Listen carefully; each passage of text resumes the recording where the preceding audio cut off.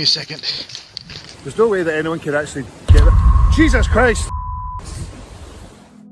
A team of explorers was walking through the jungle when they suddenly noticed a huge silverback gorilla behind them. Watch this.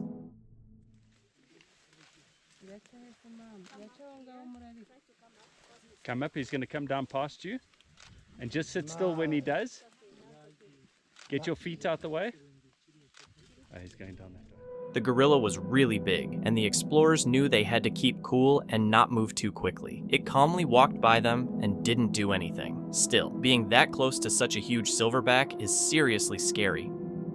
Deep in the Amazon jungle, a guy was trying to catch fish using only his hands. He had no idea that something was actually waiting to grab him instead. In the video, he keeps reaching into the water, sticking his hands and even his head under as he tries to grab fish hiding in the muddy bottom. He gets a few at first, and everything seems fine. Then suddenly, he jerks his head up from the water, yelling in panic. Check this out.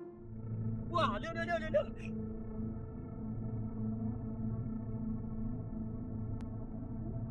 Ah, come on. Ah! Ah! Ah! Ah! Ah! The creature suddenly attacks and bites him right on the face, holding on for a few seconds while it puts venom into him. Later, people figured out it was a yellow-bellied sea snake. It usually isn't deadly, but its venom can mess with the nerves and, in bad cases, cause someone to stop moving or even stop breathing. Thankfully, his friend jumped in right away, tried to pull the snake off, and then ran to get help. The man slowly passed out, but reports say he was taken to the hospital just in time and didn't end up with any serious problems. On January 21st, 2024, Chris Baird, a popular YouTuber who explores haunted places, set out on a new adventure. This time, he went to the Pocomoke Forest, known as one of America's most haunted woods. Alone, he planned to camp near an old farmhouse that belonged to another well-known YouTuber, CJ Faison. As night fell, Chris arrived in the thick, eerie forest, the perfect setting for his investigation. He set up camp and began exploring the abandoned farmhouse, trying to contact any spirits that might still be there. Then, something unexpected happened. Tell me that? Did you make a noise? Do you enjoy me being here with you?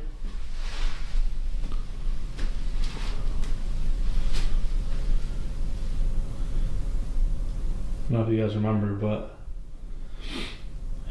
that window right there is the one that I captured. It looked like a... So, I don't know. Just very uncomfortable, you know? Ooh!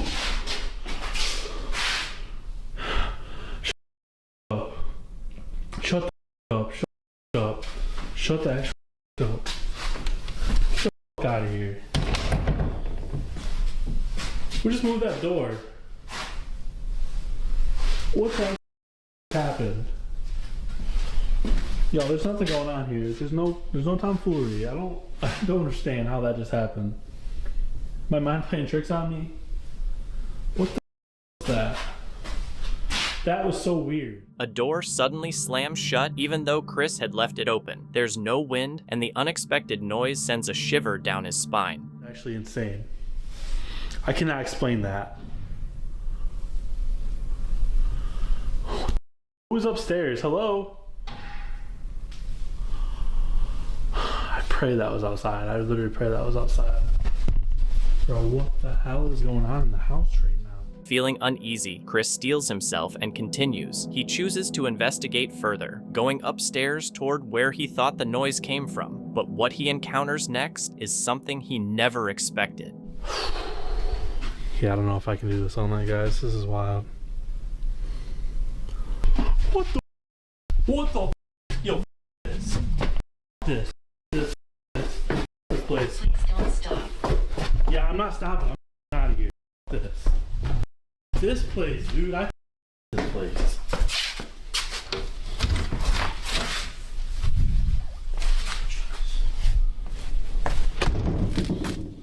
A sudden scream shatters the silence, making Chris dash outside in panic. He takes refuge in his tent, but the horrors of the night aren't finished yet. Sorry, guys. Pick it back on for a sec. Your boy is not doing this again.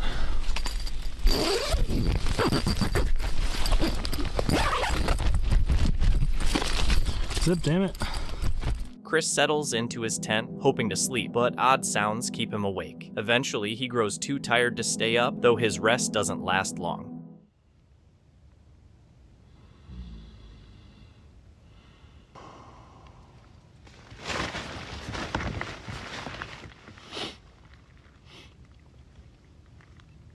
Hello? What? Hello? What the? My light. I just heard the weirdest noise. I don't know. Something woke me up. Chris is suddenly awakened by sounds right outside his tent. He can't shake the feeling that someone or something is watching him. Alone in the dark, with only the thin tent fabric between him and whatever is out there, he feels a mix of fear and confusion. Despite this, he steps outside to investigate the noise, unaware that this choice could have serious consequences.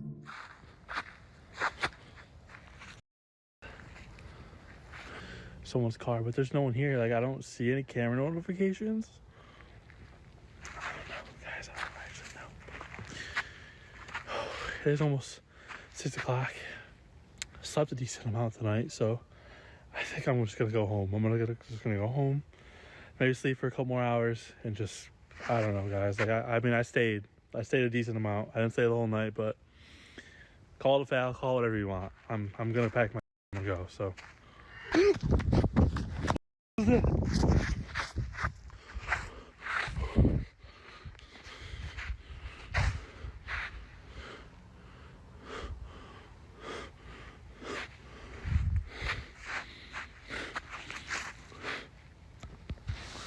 All right.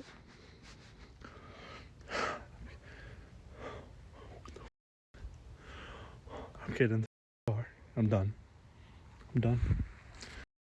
In the car. I'm done. Chris reaches his breaking point and sprints to his truck, leaving the haunted woods as quickly as possible. Although he gets away safely, the question of what really haunted him that night may never be answered. This video is from Danny, a creator who usually explores abandoned places and shares the experience with his viewers. But this time, he checks out something that feels way different from his usual spots: an old, abandoned church tucked deep in the forest. What he finds there has sparked a lot of debate in the creepy content community. Just made me way into this creepy looking church.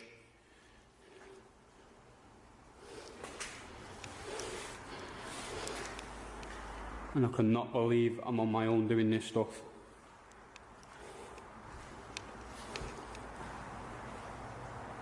Some sort of safe there.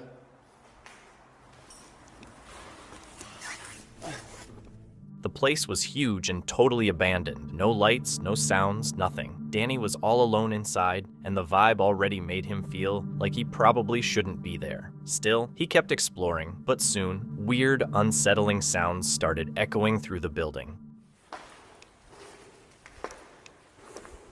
This place is massive.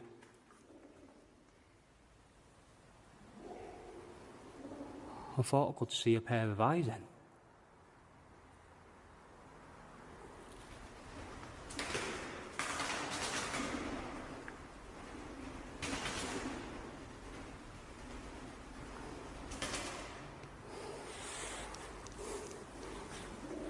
Gotta watch out for these holes in the floor right here.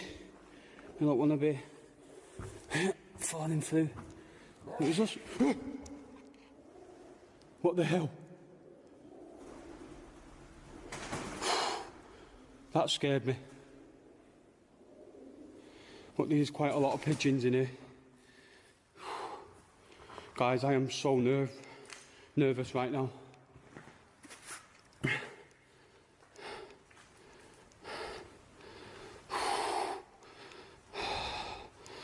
So not doing this on my own again. But then, as Danny continued exploring the church, something unexpected happened. There's quite a lot of furniture what's been left and stuff. Oh wow, check that over there. We've even got a christening pot right there. Just think people would have been christened here once. What the hell?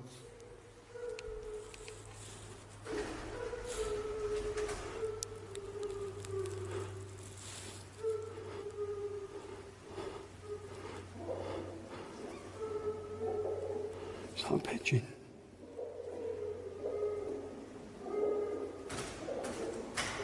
Hello? Hello?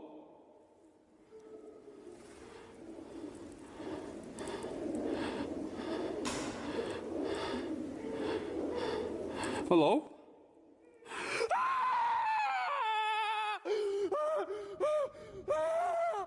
Oh my God! What the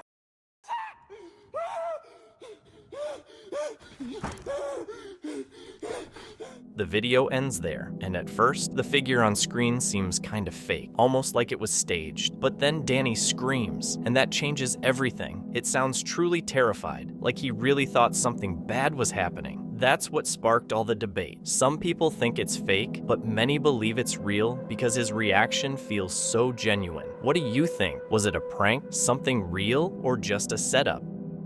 Deep in the remote forests of southeast Queensland, locals have long whispered about something strange hiding in the dark. An anonymous YouTuber who films spooky, forgotten places decided to check out an old legend there. The Junjudi, a tiny aboriginal spirit said to lurk among the trees and quietly watch anyone who enters its land. Some people swear they've spotted a small figure slipping between branches, while others think it's just creepy wood that looks human. As night settled in, the explorer pushed farther into the forest, right where the Junjudi is rumored to live, only for their lantern to break, leaving them nearly in the dark and way more nervous.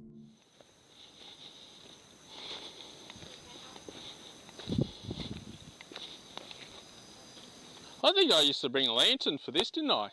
Yeah, it broke. That's what I get, another lantern for doing exactly this. The video ends up catching something weird, a dark, human-like shape holding onto the bushes. The explorer never saw it while filming, but the footage shows a shadowy figure that's tough to shrug off. Maybe it was just the lighting playing games, or maybe something out there was silently watching.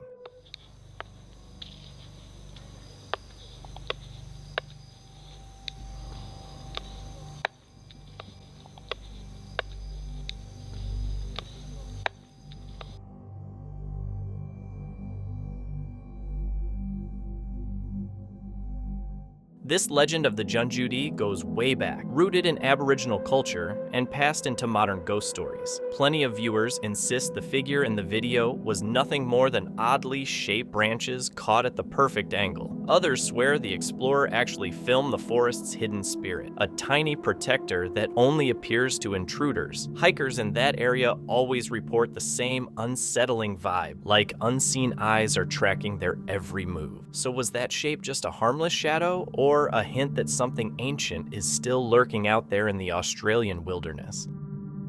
In June 2018, YouTuber Hype Mike posted a video called Abandoned Factory Exploration Gone Wrong. He had been sharing videos of urban explorations for almost 10 years and had visited many abandoned places across North America. In this video, he decided to explore and even stay overnight in a deserted factory in the United States. While looking for a way inside, he suddenly heard strange noises coming from within the building.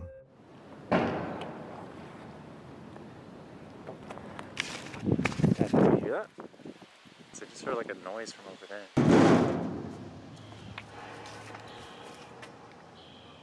I don't know if you guys just heard that, but... He ignored the noises and went in through an open door. Inside, the air was thick and still, with very little light coming through the broken windows. Every step he took echoed loudly in the quiet. At first, the exploration went without any issues, but then he noticed something unusual. What the hell? Is that blood? No way.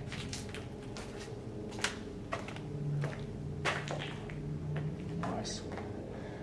That's like either like red paint or like, I don't know what that is.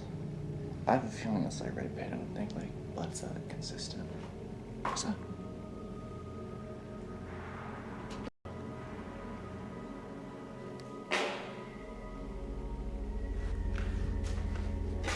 I'm hearing like these weird noises. What was that? Guys, did you hear that? Reached the end of the door and this is like, what the f? What the hell's going on there? Can you open this? I think it's like busted shut. What the hell? I'll go check that out. Mike went further into the building. Suddenly, there was another loud noise. Sharp, metallic, and very close. He moved toward it, trying to figure out where it came from, but saw nothing. No footsteps, no animals, no signs of movement. He decided it was probably just the wind or the building settling. There's like a room over here that I want to check out.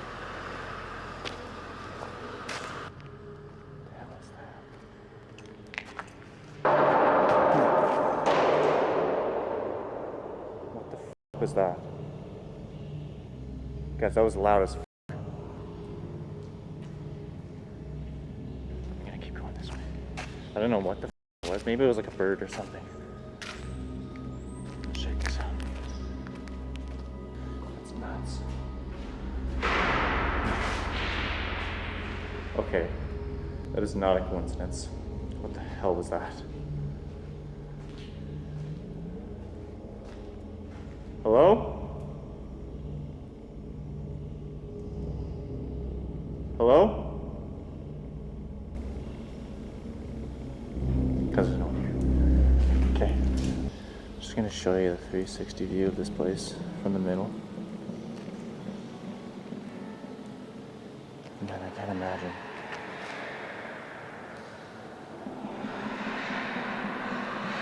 What the f? That's the wind. That's nuts.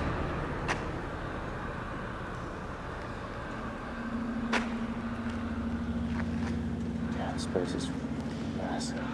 A few minutes later, a loud bang rang out in the warehouse, clearly too strong to be the wind. Feeling uneasy, Mike stepped outside briefly, only to hear more banging from inside. When he went back in, everything went silent. He spent hours exploring different rooms, but the building stayed eerily quiet. Eventually, he chose a place to rest for the night, but then a shadow moved in the darkness. When he shone his light, he saw a masked figure standing a few feet away, possibly holding a weapon. Terrified, Mike ran into a side room and locked himself in. Footsteps followed him. He stayed hidden for several minutes, whispering in fear, hoping the figure would leave. When he finally came out, the masked person was even closer. Grabbing his gear, Mike ran for the nearest exit, with the stranger chasing him down the corridor. In desperation, he climbed through a window and raced to his car, escaping without looking back. To this day, it's unknown who the masked figure was or if the event was staged.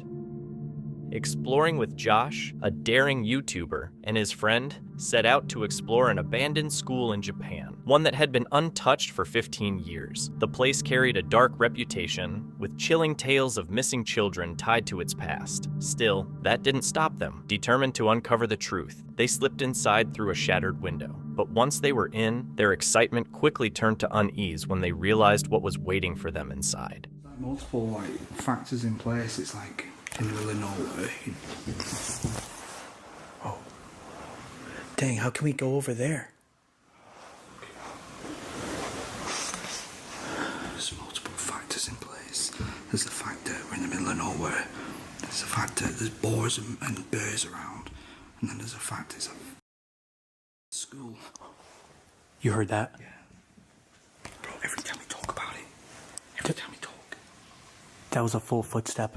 It was right over there.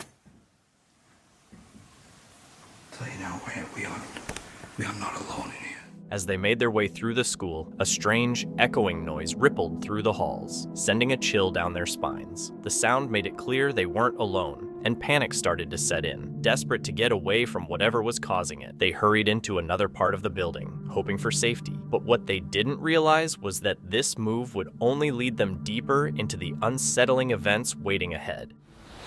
Oh, the cable's going off. They just either entered the classroom or left the classroom. And I put it there because I thought in my head one of them was going to go in there. And again. That's 3 items we've had go off. We had every item go off. Well, I just got a hot breeze. I felt like the sound of outside. Well, remember, it's the land that's haunted too. Do you want us to go in that classroom? Because you just lit up the cat ball. You made that light go off in front of that doorway. Do you want us to go in that classroom?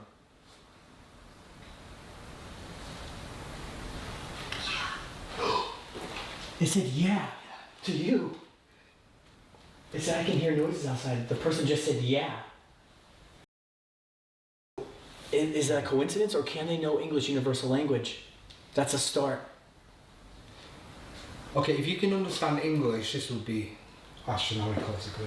Can you say English into this device? It can? Oh my, bro. English. Bro. Cat balls never go off that often. At first, they brushed it off as just a glitch, but when the device kept flickering, it became clear that something or someone was inside the building. Fear started to creep in, yet they pushed forward, determined to keep exploring. What they found next, though, was far beyond anything they expected. Okay, if you can understand me at all, this can just let us know where you are. But yeah, if you could stand there and we can identify you, at least we know that you're still here. Maybe we could follow you. If you could walk where you want us to go, if you want to walk upstairs, this will be able to detect you and we can follow you like you asked. Can you stand on the platform? I'll lose my mind if that works. We would love to see you on stage. Maybe you can share us your song or your favorite play?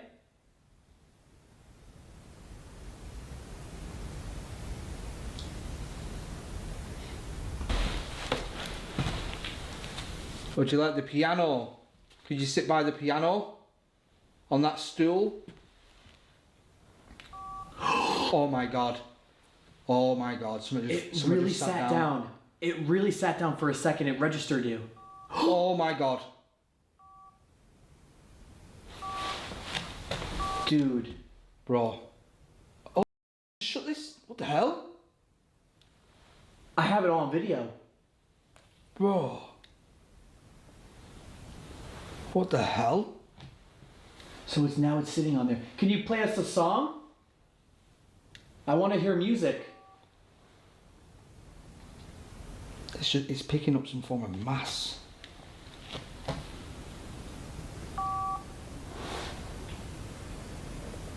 Can you show yourself more clearly? Oh, it's moving to the side. Oh, it just moved. Oh my god, we got it. It literally just jumped off the chair and moved. Where are you going? It's almost like it's tracking, but it's not in like a form of a figure. But what if it, or it's just because it's such a small little kid that's only tracking some parts of him. Startled by what they saw, they wasted no time getting out of the building. Luckily, everyone made it out safely, but they left with a promise to come back, this time ready for whatever might be waiting inside.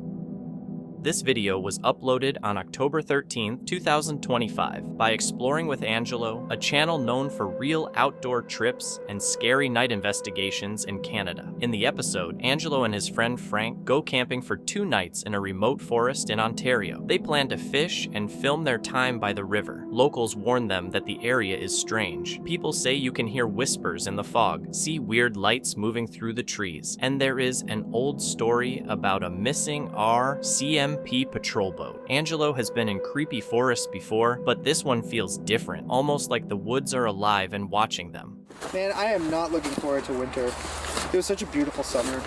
Well, I guess while you unpack that, I'm gonna start a fire for us. Please. That's better. Man, I knew it was gonna be cold, but I didn't expect it to be this freaking cold. Should be good in about 4 minutes. Very satisfying. Like really, really big. So Frank can take one whole side, and I could just take the complete opposite side, and then we could set up the living room and the kitchen in between, right? I guess we gotta get started. All right. What the hell was that? That came from that direction, right? Yeah, and I just heard a thump. In the water, or? I'm not. Is there water over there? Well, the river comes this way. Okay, then. Yeah, but it sounded like a plastic, like poop, like something hitting plastic. Well, that's weird. The video starts with Angelo and Frank taking their stuff out of the truck as daylight starts to fade. The air is cold and wet, and you can see their breath while they collect firewood and put up a big tent. It should just be a normal night, but the quiet feels strange, almost like something is watching them. While they work, they suddenly hear a loud crack from the riverbank, almost like something breaking. Angelo points the camera toward the noise and sees an old shirt covered in moss stuck in the bushes. He brushes it off, but after that, everything feels different. The sounds seem louder. The shadows feel like they're getting closer. Did some nighttime fishing for the first time. Left the net there. So hopefully we'll catch something. I can't even see where either of us are. It's so dark out here. Well, the current carries it outwards. Yeah. I mean, for me, I could really care less at this point. But bon appetit. Bon appetit. What was that weird noise from earlier today? Was that natural, or can you tell me if that was one of you guys or whatever's out here? Literally nothing. How strange. The noise was me. The noise was me. Who's me? My name is Mildred. My name is Mildred, okay. Mildred, did you... That didn't even sound... I don't even know. It didn't even really sound like a person? I mean, I guess it kind of did. I don't know. Was the noise... you, Mildred, for sure, or am I talking to two different things here? Later that night, they sit by the fire, making burgers while a thick fog hangs close to the ground. Their fishing nets come back with nothing, and the river moves quietly under the mist. Angelo decides to try a spirit talker device just to see what happens. At first, there's only static. Then one word comes through clearly, Mildred. Both of them stop right away. Frank looks at Angelo, not sure if he should laugh or be scared. What? What? What? Dude. What? Dude, I was just getting some wood. Oh my I see God, like this you shadow. You see what I just seen? What did you see? There was like some shadow thing. So What? then I like went to go see, like maybe I thought, whatever, I seen someone go to mine, and it started coming at me on all fours. I just... What's that? So wait, you saw something like a shadow figure? Yeah, that's the best way I can describe it. Shadow, tall, lanky, and then it just kind of went down all fours and started coming at me. Okay, so I guess there's something I need to tell you about this place. Great. I think I saw what you just saw the last time I was here. Oh, come on. And not only that, but I'm not the only one who's apparently seen it.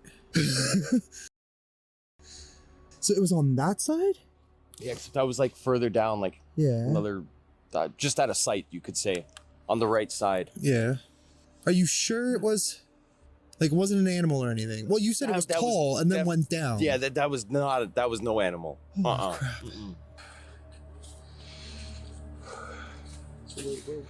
I Wait, tell me that was our shadow. I saw something, but it was like higher. It wasn't even on the ground, so that's why I'm like, maybe it was just our shadow. Okay. But I swear it went from like left to right, and I don't think either of us were even moving at that point. So.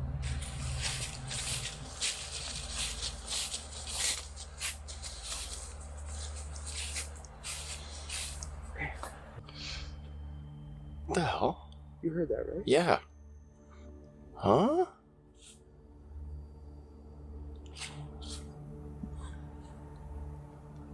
Well, I guess we kind of got what we came for. Yep. I don't know what I got.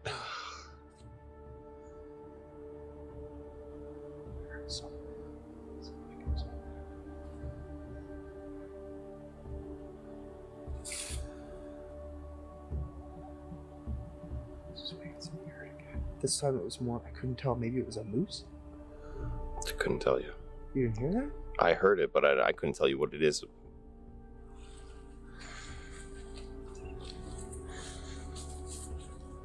there is a moose out here, it doesn't make what we just heard.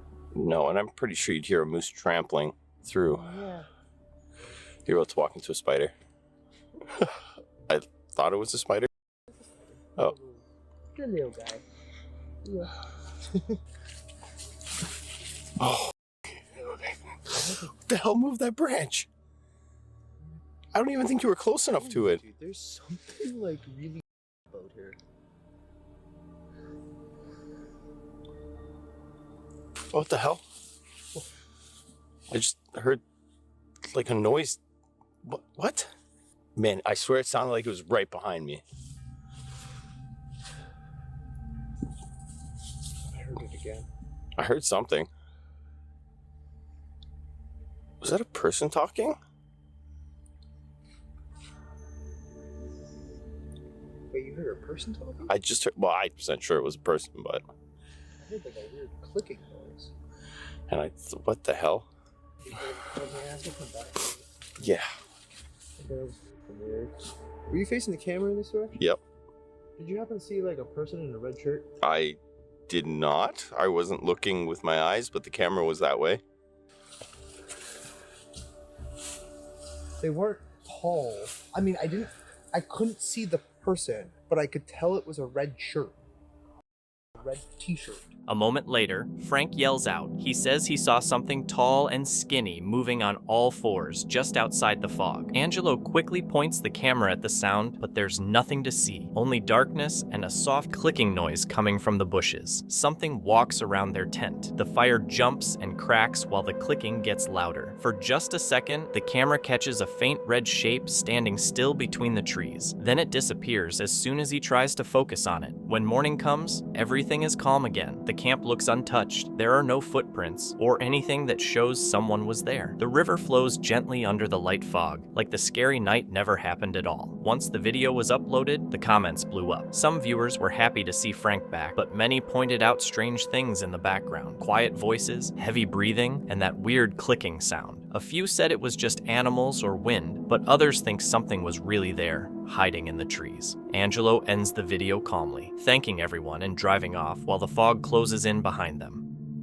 CJ Faison, the guy behind the YouTube channel that carries his name. He's built a huge following by exploring abandoned places and spots rumored to be haunted, capturing every creepy moment along the way. People love how real and intense his investigations feel. This night, though, things were about to get way more unsettling than he ever expected. CJ set out for a solo camping trip in the Pocomoke Forest, a place known for dark stories and chills in the trees. With just his camera, a fresh tent, and a sleeping bag, he stepped into the unknown, ready to see what the night would reveal. And if you follow me on Twitter or Instagram, you kind of know the updates. Sonny is out of town for a few days, and what that means is I gotta go and I gotta keep on making and creating.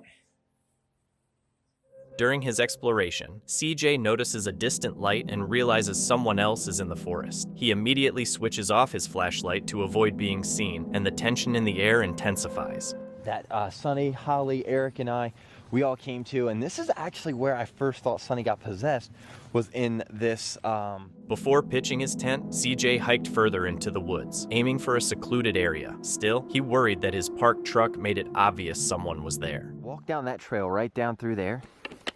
And I want to go deep enough into the forest to where I don't have to worry about someone like easily finding me, because my truck is going to be a dead giveaway. I want to be far enough into the woods in a random spot, so then that way, again, no one can mess with me. They will know that my truck's here. Already shaken by the gunshot, CJ ducked into the dark, unsure whether whoever fired it was harmless or dangerous. Soon after, things got even creepier. He heard a voice that sounded exactly like his wife, even though she was nowhere near that forest, followed by faint, eerie laughter. Somebody's flashlight.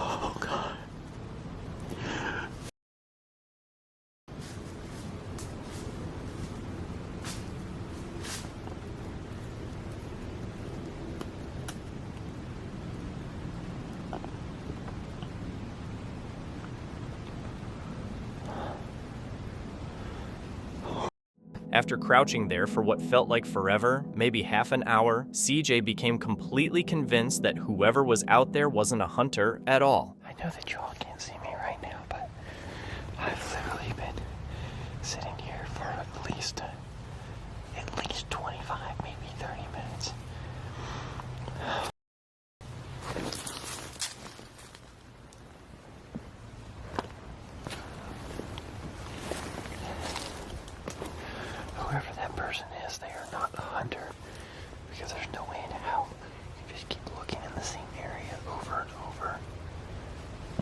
this late at night at least.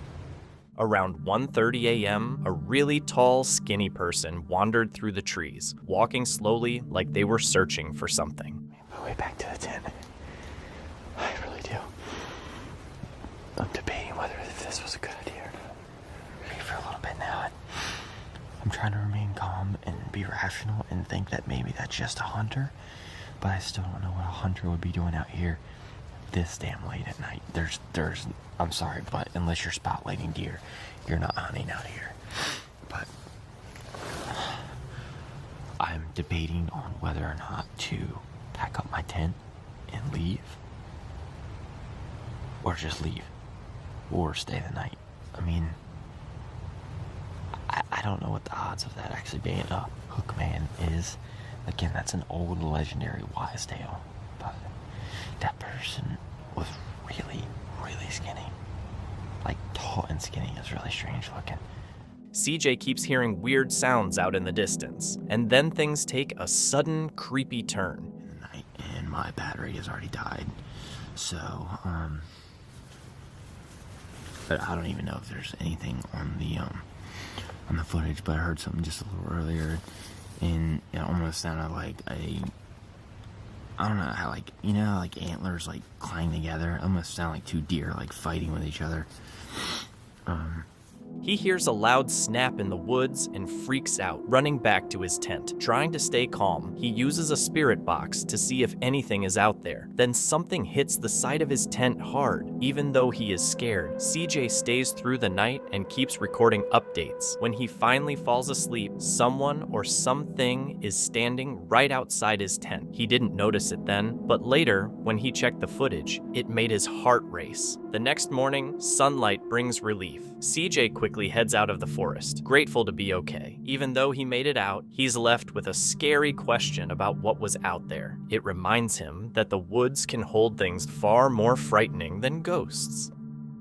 One day, a man was walking alone in the thick forest when he came across an empty campsite. Items were scattered everywhere, and the campfire had long gone out. Fallen leaves covered the whole area, making it look like the people who had been there had disappeared suddenly, leaving everything behind.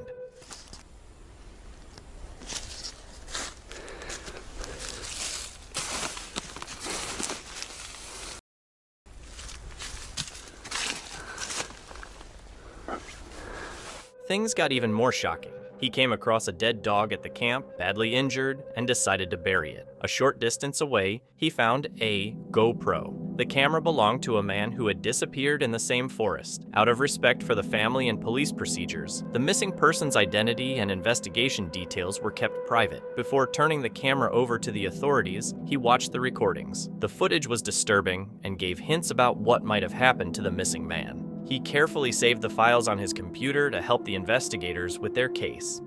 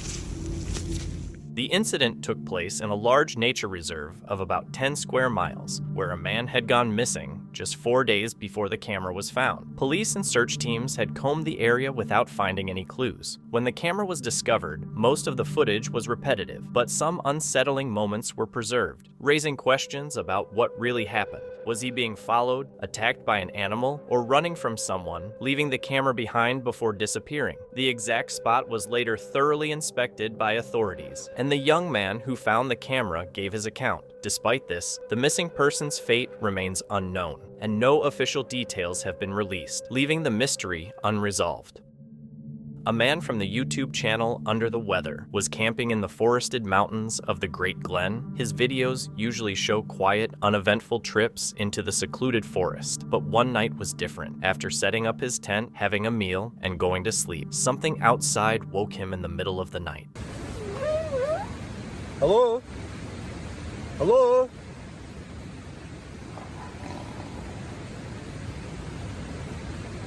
Hello? Hello? Hello? Now the thing is, I'm kind of on an island here, so there's river on that side, river on that side. It's very hard to get down here if it's a human, that is.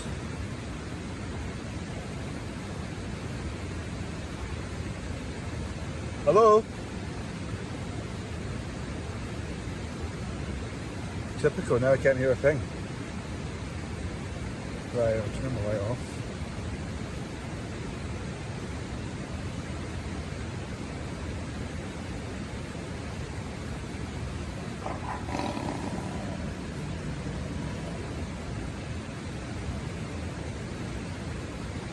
I've got a knife in here.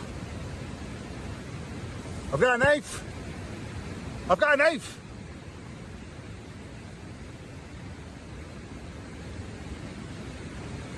Right.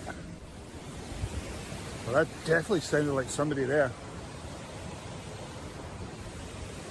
But there's no one here. Every time I come out, it's empty. Unless I don't even think. No, because as I said, I'm basically on an island, so there's no way that anyone could actually get it. Jesus Christ! Hello? Hello? Hello? Jesus Christ! Strange noises and growls came from outside his tent. He called out, but no one replied. The moment he turned off his light, a loud growl sounded again. When he stepped outside, what he saw left him completely shocked. The YouTube channel, Homesteading Off the Grid, features a couple living on a small Virginia homestead. They work 6 acres, growing much of their own food, and document their journey towards self-sufficiency. Their videos cover everything from building projects to off-grid living and general homesteading life. In this episode, Kevin, the creator, sets out to fish at a forested spot known for its intriguing history. I'm going to give you the backstory of where we're going and why we're going there. While we're on the way, I'm on an old country back road here, 1-lane dirt road. We're going to do some fishing today because that's where our story takes place. I first heard of the story about a year ago, a little more than a year ago, and it was told to me by someone that I trust very much. And I mentioned in the opening of the video that there has been a series of strange events. That's because my friend has experienced strange events here several times. And he's had a witness with him, and recently, as in about a month ago, 6 weeks at the most, I met his witness. And so there's more credibility to this story than there was even before. I believe my friend because I know he's believe-worthy, he's trustworthy, but it's now been backed up, not through the telling of the story, but through my verification of a trustworthy person. That person is the one that was with him. So here's the deal. There's a stream where my friend and his buddy that I met this summer fish quite often. I've fished there a couple of times, but never as far up as my friend has. And we're going to do that today. That's the main part of this video. So my friend told me that over a series of 3 or 4, maybe 5 trips on this stream, they kept finding very strange things, and then they witnessed one very odd experience.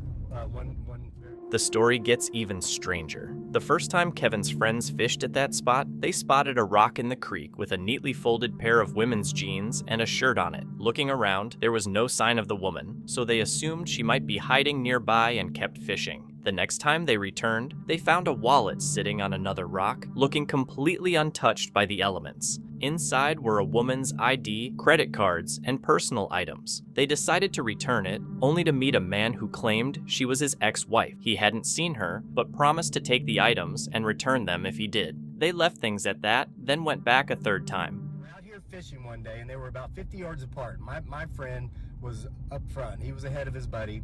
When all of a sudden, he heard something cracking. It sounded like a tree was breaking. There was no wind. It was a perfectly clear, sunny day. He looks over and he sees a mature poplar tree, probably 120 feet tall, just fall over. Now, it wasn't uprooted. It didn't fall from the roots. It hadn't, the roots hadn't been super saturated with rain or whatnot. It was broken at about 6 feet high, and he says when that thing fell, he saw something standing behind that tree. A tall, dark, he said furry figure that had to be 8 feet tall, and it turned around and... By now, Kevin knew something was seriously off about this spot, but curiosity got the better of him. He made his way to the creek, got his gear ready, and started casting his lures into the water, eager to see what might happen firsthand. On Amazon, got a cheapy fly fishing kit for 70 bucks, I think. Came with flies that don't even look like anything that's indigenous to my part of the world. Went out once and actually caught a 12-inch long rainbow trout. I don't even know what this is supposed to be. So anyway, we're going to get to it. Again, watch the backdrop. And hopefully we catch some fish as well. Rather than trees. There's a tree limb right here I got to watch out for. Throughout the video, Kevin repeatedly sets his camera in one spot, steps out of frame to fish, then returns to adjust it to a new angle. He does this several times, but eventually, something unexpected happens. Something undeniably odd.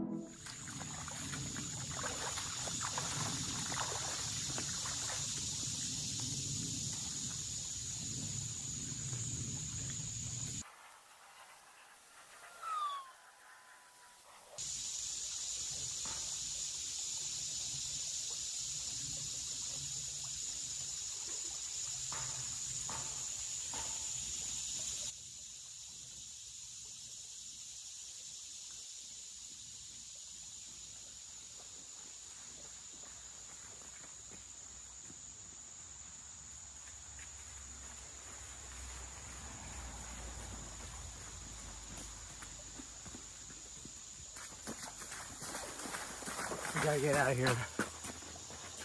We gotta get out of here. Listen, I'll tell you about it when we get to the truck. Oh, my buddy was not wrong. Kevin started hearing loud knocks echoing through the trees, and when he turned around, saw something black moving. At first, he thought it was a bear, but then remembered bears don't knock on trees, so he bolted. Maybe the creepy stories about the area had already set him on edge, making normal forest sounds seem way scarier than they were. But what if he really did see something unusual? And the woman's story is still the weirdest part. Did she really go missing here, leaving behind clues that Kevin's friends stumbled upon? Or was it all just a spooky coincidence? This video was posted on October 10th, 2025. It's from the YouTube channel Cursed Urban, which is known for checking out abandoned places, creepy forests, and strange events across North America. In this episode, the host, Dan, goes into a forest in Illinois that people say is haunted by Bigfoot and leftover cult activity from the 1990s. He starts the night with 2 cameras recording. We are headed in to the forest in our search of any evidence for Bigfoot. It's been a long time since I've been in this forest. The last time I was in here was one of the scariest nights of my entire life. Not only is Bigfoot known to be in this forest, there has been rumors of cult activity.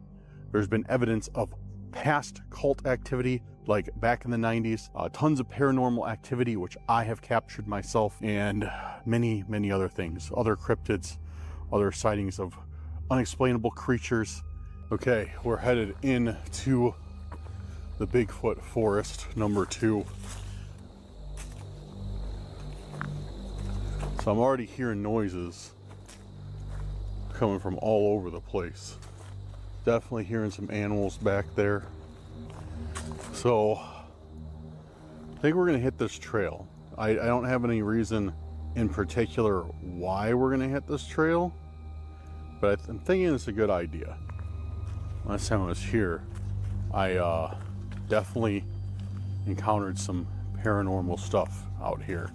Dan starts the video by saying hi to the viewers and talking about a past visit that scared him so much he almost gave up exploring for good. People used to call this place the Bigfoot Forest, but others talked about even creepier stuff like strange lights, weird rituals, and trails that don't lead anywhere. He walks farther into the woods, paying attention to every little sound. A distant crack, an animal barking far away, then nothing but silence. About 5 minutes in, his flashlight lands on a trail he recognizes. It's the same path that took him to the spot where he saw something years earlier. He stops for a second, then decides to keep going. Yeah, this is absolutely where I was before.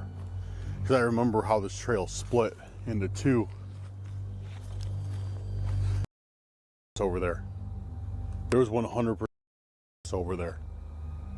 There was like it was going off directly in that distance, or in that direction. There was going off for sure in this forest. That didn't sound that far away. That was going off, dude. Oh man. I don't think this trail leads anywhere.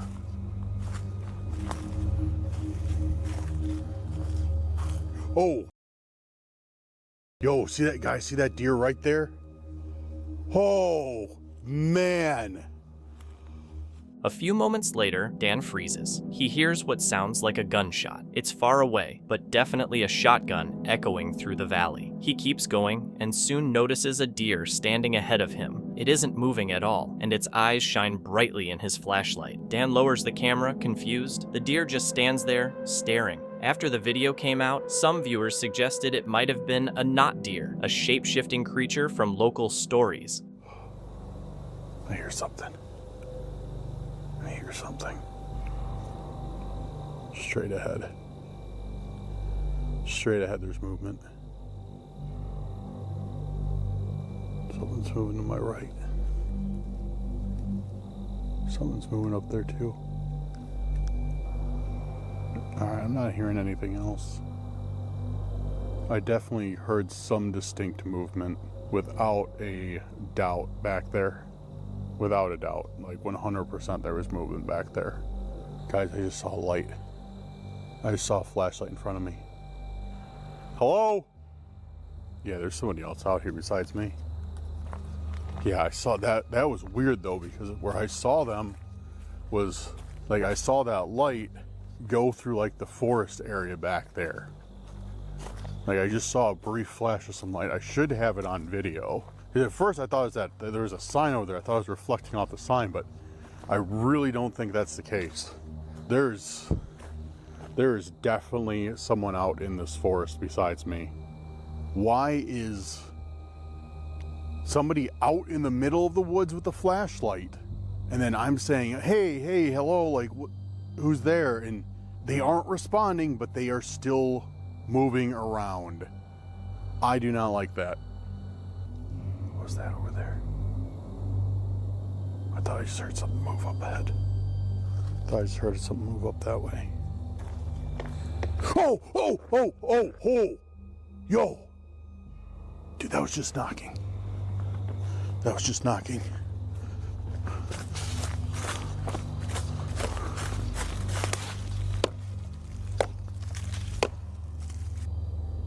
Oh! That was just somebody screaming. Dude, right after we did that, it sounded like somebody, well, not right, but like, it sounded like somebody screaming back there. I've never, ever heard anything like that before in my life. What is going on here?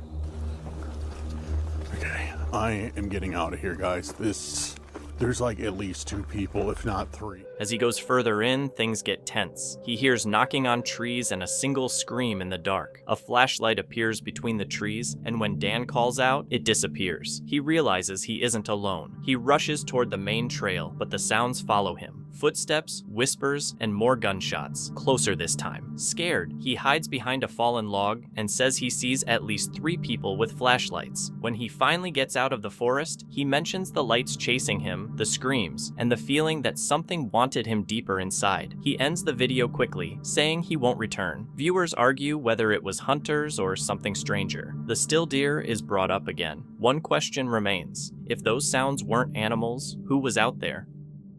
Natalie, the adventurous spirit behind the YouTube channel, Natalie Outdoors Knee, shares the wild beauty of Northern Ireland with her viewers. From rugged coastlines to remote mountain trails, her genuine love for the outdoors has earned her a loyal following. Even for someone as experienced as Natalie, though, some nights don't go as planned. On this evening, she set up camp at a scenic coastal spot, ready for a peaceful night under the stars. While preparing her dinner, faint voices reached her campsite, stirring a moment of unease. Unsure who was approaching, she relaxed when a friendly family, a couple with children, arrived, curious about her camping adventures. Their warm interaction hinted at a calm night ahead, but the real challenges were yet to come. I realised it was 4 teenage boys, and you could hear them whispering and getting on. I ended up poking my head, they all started shouting, "We're getting the police phoned. You're not allowed to camp there. We're ringing the police." So I could be in for an eventful night here. I don't know if the police will come down this far. I have to go right along the rocks and right down here. I don't know if the door's open anyway, because if I hear a voice saying, "Excuse me." As night fell, 4 teenage boys appeared near her tent. Their whispers quickly turned into loud accusations, insisting she was camping illegally and threatening to call the police. Alone and isolated, Natalie faced the unsettling prospect of a tense evening. Unsure if help could even reach such a remote spot, or if the boys might come back, she tried to rationalize their behavior as simple teenage bravado. Still, the unease lingered, keeping her alert and on edge. The sea was sounding suspiciously close to the tent. I had to get up and look out. An hour and a half till full high tide, and it's, I wouldn't say it's close, but it is close. It's not like about to touch my tent, but there's another hour or more of growing time. Once the worry about people faded, Natalie realized the sea itself posed a new threat. Although she had checked the tide times, the water now seemed much closer than she expected. Glancing outside, she saw it creeping near her tent, far higher than anticipated. With more than an hour until high tide, fear set in as she imagined the powerful waves potentially sweeping her away. So, update, police didn't come, and I didn't get washed away to sea, but wait till you see how close the water was to my tent. That is where the sea came to last night. It was like right up to those rocks there. So it was pretty close, but still pretty far. I knew I could hear it like lapping near my tent, and I was like, I'm going to get washed away to sea. The night dragged on, filled with the constant crash of waves and an uneasy tension that never let up. By morning, tired and in need of coffee, Natalie reflected on her adventurous night. The police hadn't arrived, the teenagers were gone, and she had safely weathered the unexpectedly high tide. A careful glance around showed just how close the water had come, a stark reminder of the real hazards of wild camping. As she packed her gear, Natalie felt a fresh appreciation for the gloomy, drizzly weather that had kept others away, granting her solitude amid the chaos. After finishing his fishing trip, Link's angler had to head home, which meant walking through a field with some cows. At first, everything seemed totally normal, but then something happened that really scared him. Don't run at me. You're alright, you're alright. Hey! You're alright, mate, you're alright, you're a boy, you. You're a big boy.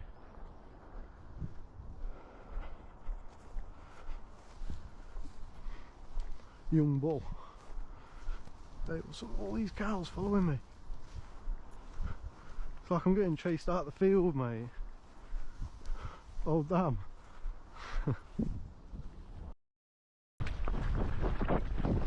I'm actually getting chased. I'm not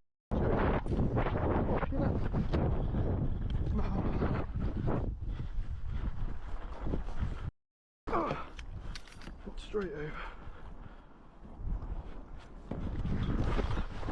What the oh my god. I'm shaking because I'm pumped full of adrenaline right now, but I've just been chased through a field by 3 young bulls and all of their cows. Oh mate, this one was charging, that one was charging. Oh, I'm pumped right now.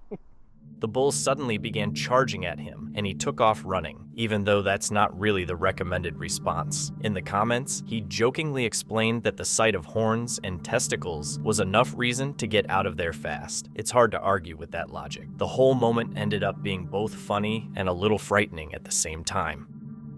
Jasko and Chris's trip into the forest got creepy fast once they stumbled on what looked like signs of some kind of ritual. That uneasy feeling of eyes on them kept growing, like something was hiding just out of sight. Jasko has filmed plenty of haunted spots on his channel, but even he could tell this place had a different kind of darkness. He and Chris had been through a lot together, yet this night felt wrong in a way they hadn't experienced before. Thank you, appreciate it. You too. He found a bag of organs, bro. A bag of organs. Guys, a bag of organs were found.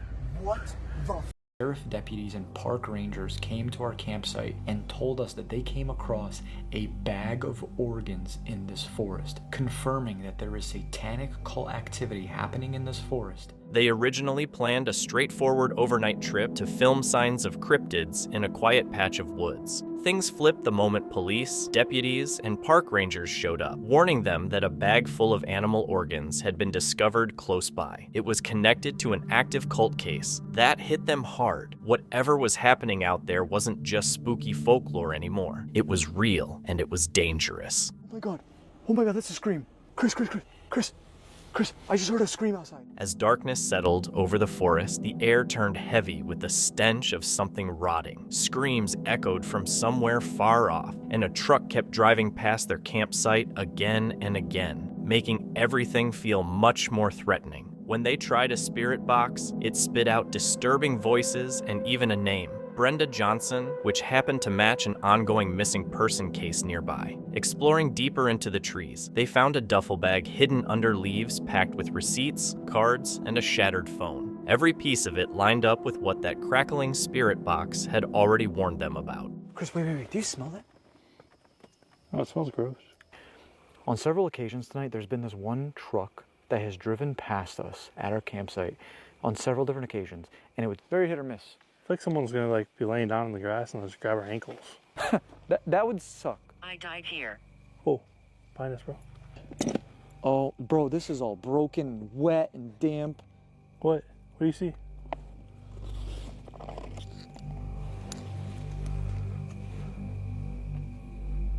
McDonald's cards? Arch card? What is an arch card? I don't know. Well, it's like Does clear. McDonald's have a bank? Maybe like employees or something? 2007, it says. I've never seen that before. It's so weird. Arch cards. Okay. Oh. Sorry. Oh, Chris? Bro, listen. Ah! Oh! That was a goose, I think. Chris, there's a receipt here. Holy shit. Oh my god, there's a date. Hold on. Bro, January 26th, 2008. Fetal conditions. Are you hearing what I'm hearing? Yeah. Is it in the van? Let me just open the top. That'll determine whether or not I want this in my van or not. What the? Oh, all the dust that just came out. Bro? Why are the... What? Okay. Dude, stop. Oh, so they were driving a Ford, the truck broke down. Found on the road. Yeah. Dude, that's so random. Night dragged on, and the weirdness escalated fast. Branches snapped in the quiet, like something was moving just out of view. Footsteps paced them through the dark, but no one was there. The camera kept shifting focus on its own, almost like it was tracking something hidden. I don't know if they're looking for something or someone. That's the same truck. No, that's Forest Ranger, bro. That's a Forest Ranger truck. Oh. What are they looking for? It has this things on the side. It's like that's the owner they're looking for. They must be looking for somebody.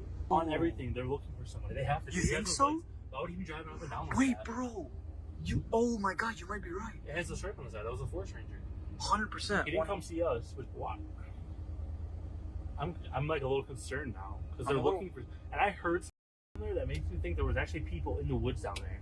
So what do you think's going on? I wonder if someone's actually missing right now. Someone might be missing in the forest. Bro, that's crazy. There is satanic cult activity going on in this forest, and we... Oh my god, there's something moving.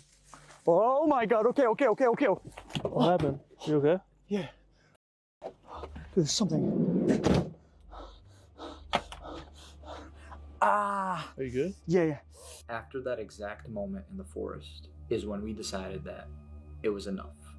And honestly, we should have left several. A ranger truck came back through the woods, creeping along like it was looking for someone. That's when it hit them. This wasn't just spooky fun anymore. Crashes echoed near their van, and a scream tore through the trees. Something caught between animal and human. They didn't stick around to analyze it. They packed up fast and ran. Their ghost hunting trip had turned into something genuinely dangerous, with missing person cases in the area, signs of cult activity, and bizarre things happening all around them. The fear suddenly felt justified. Maybe the spirit box picked up real voices. Maybe their nerves filled in the gaps. No one knows. The name Brenda Johnson might just be a random match, or a warning they were never meant to hear. Whatever was moving through the trees that night, it clearly wasn't thrilled to have company. Canham's Outdoors is run by a man who loves spending time in nature. His videos usually have a calm, positive vibe, capturing the simple joys of solo camping. But this trip was different. What started as a normal summer evening gradually became one of the most unsettling nights he's experienced outdoors. The adventure begins in broad daylight at a quiet quarry with rolling terrain and wildlife moving through the brush. Rabbits and rams cross his path as he looks for the perfect spot to hang his hammock. The sun is warm, the air still, and everything feels peaceful, the kind of place he usually enjoys. Pretty nice around here. Yeah, a little bit of a walk in. Yeah, it's really nice. So quiet. Can't hear much of the road either. So, yeah, it's good to be back out. Just got to try and find a spot. I found a little spot here. I think this will work. Just put the one side on there. Short walk to this one. It's really thin, but so solid. Shouldn't go anywhere.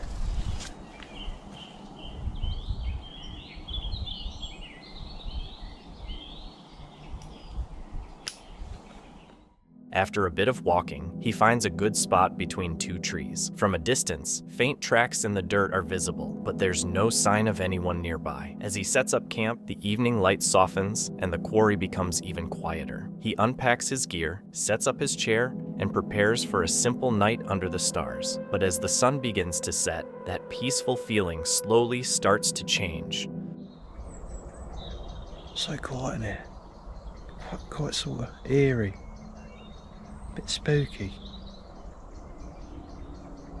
But yeah, it's been about 23 degrees today. Bloody hell, it's been hot. I was zooming an hour and about coming here. It's just too hot.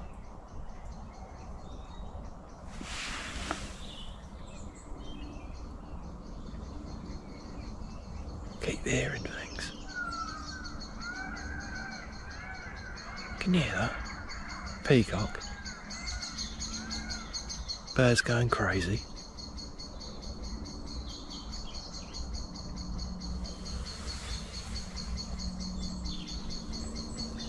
I'm quite out in the open here.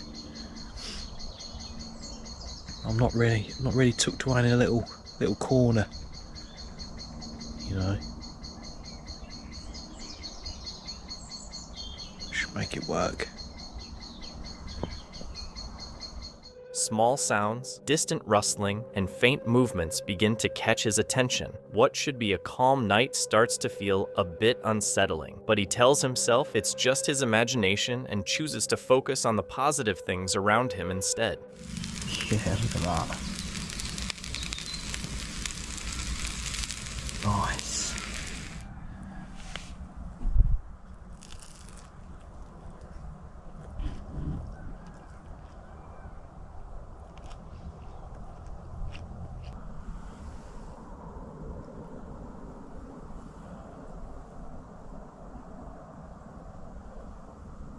If it's a badger or something snooping about.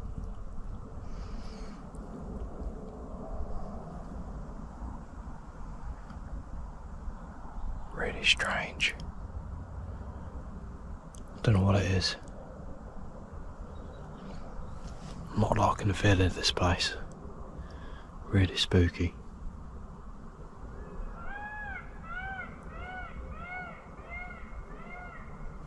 Catch you in a bit. The noises become harder to ignore. Something moves just beyond the reach of his light. At one point, he remembers hearing what sounded like a woman talking when he first arrived, though no one was there. It could be an animal, the wind, or nothing at all, but the atmosphere no longer feels the same.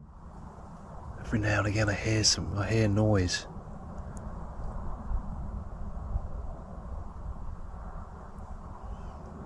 Just don't feel right to me.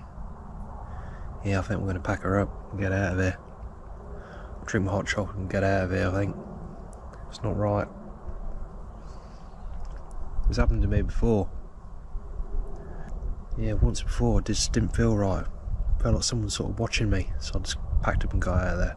As night fully falls, the unease intensifies. He's used to camping alone, but this night feels different. The sounds appear and vanish, never close enough to identify, never far enough to ignore. It's a tension that doesn't need a reason. It quietly and persistently settles in.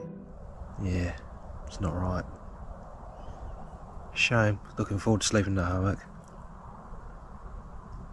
But you just never know, do you?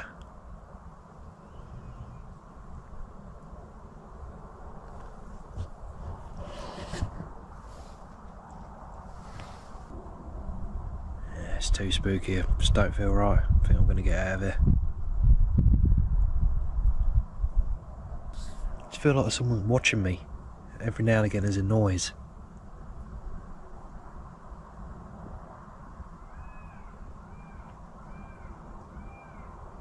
It seems the sort of place where you get as well.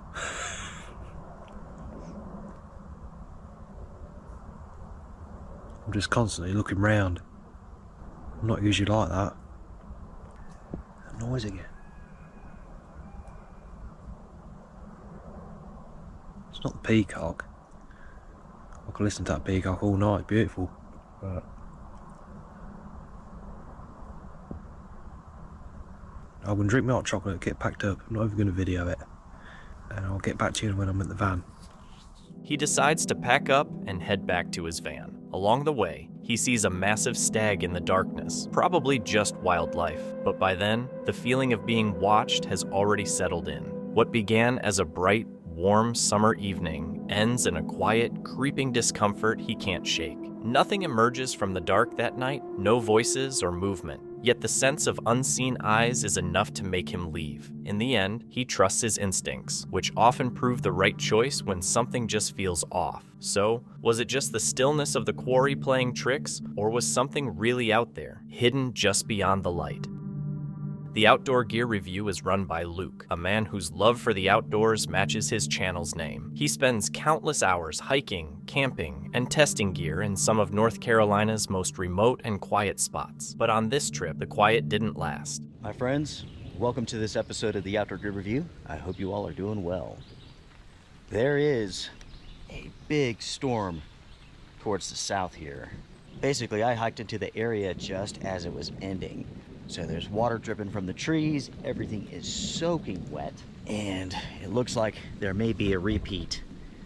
It is very dark, very ominous towards the north, And that's the direction these storms are coming from.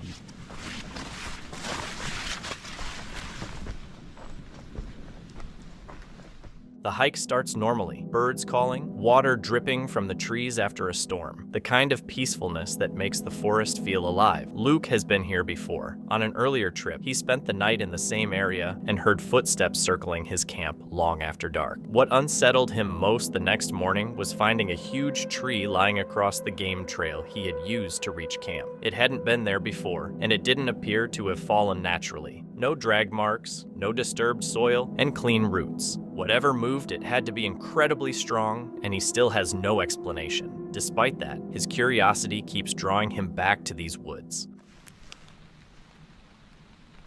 I could have swore I heard something walking through the forest. It came from over here. Let's go check it out.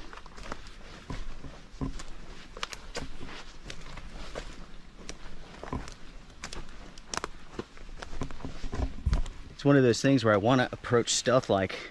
I want to be quiet, but I can't. We do have black bear in this area, and coming across some cubs and mom, that's not a good idea.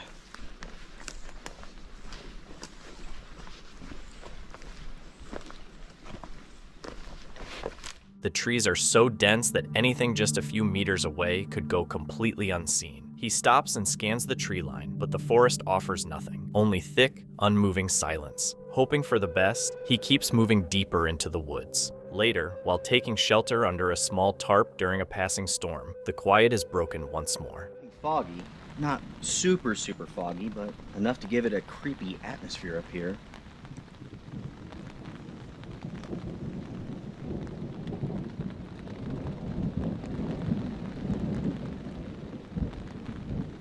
Without a doubt, the brunt of the storm is moving away. And that's okay. We're getting just a little bit of rain. It's cooling things down.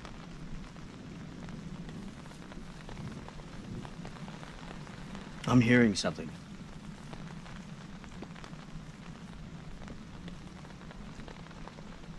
I don't know if the camera's picking that up, but it sounds like footsteps. A tree just came down. It sounded like footsteps and like cracking wood. I think I just saw something move way back behind those trees. I am positive I saw something. We will hike over there once I'm finished up with lunch here. Unfortunately, everything in this forest is fallen and broken. The distant footsteps and snapping wood are faint and fleeting, but enough to remind him he isn't completely alone. After the storm passes, he begins searching the area, trying to locate the source of the sounds. Everyone, let's go see if we can find that fallen tree.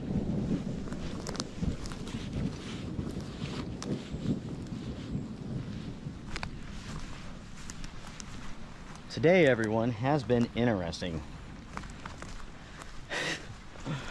More mysteries for the Green Forest. There are so many fallen trees. I don't know where to look.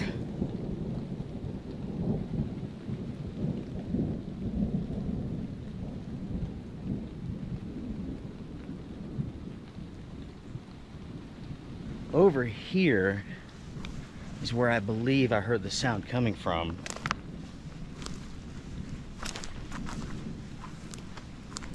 But I mean, look at this. There are hundreds of trees down. Hundreds.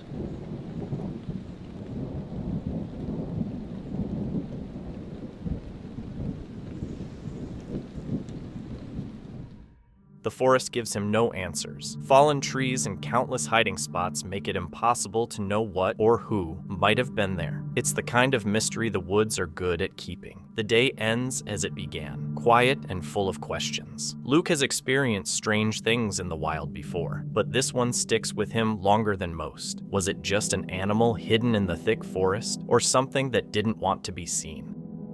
The Russian YouTube channel, Beyond, follows Nick, an explorer who documents his trips to some of the most eerie and abandoned locations he can find. In this episode, Nick and his friends explore a series of narrow underground caves during a camping trip. The tunnels are so tight that at one point, Nick has to take off his backpack just to get through. While he struggles with his gear, his friends move ahead, their voices fading into the darkness. When he calls out to them, there's no response. Ребят!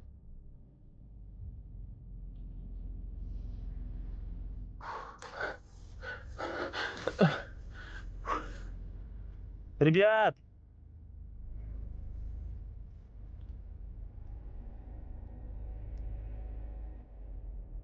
Nick suddenly realizes he's completely alone, with rock pressing in on all sides. To keep going, he has no choice but to crawl on his stomach beneath clusters of bats clinging to the ceiling. The tunnel is so tight that even the smallest sound echoes loudly around him. Ой, блядь, какая хуйня там.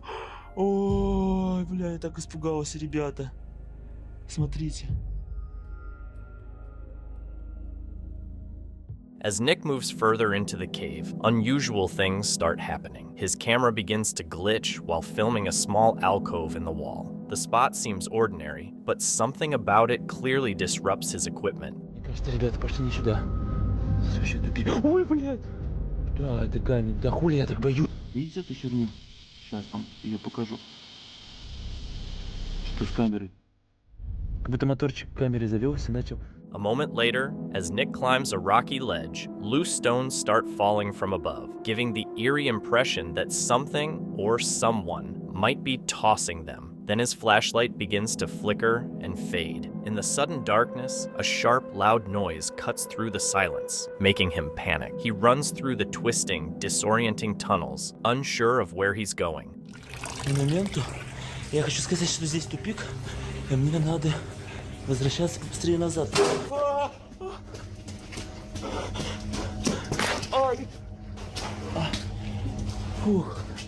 Eventually, Nick gives up searching for his friends and heads back toward the entrance. When he reaches the spot where he left his backpack, he notices something is off. His belongings have been disturbed. Something or someone has been going through his gear. Ой, все. Да ну подождите, ребята. Что за бред?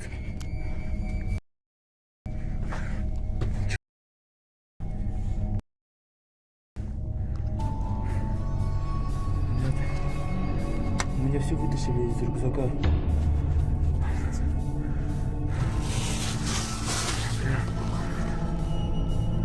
Вроде ничего не взяли.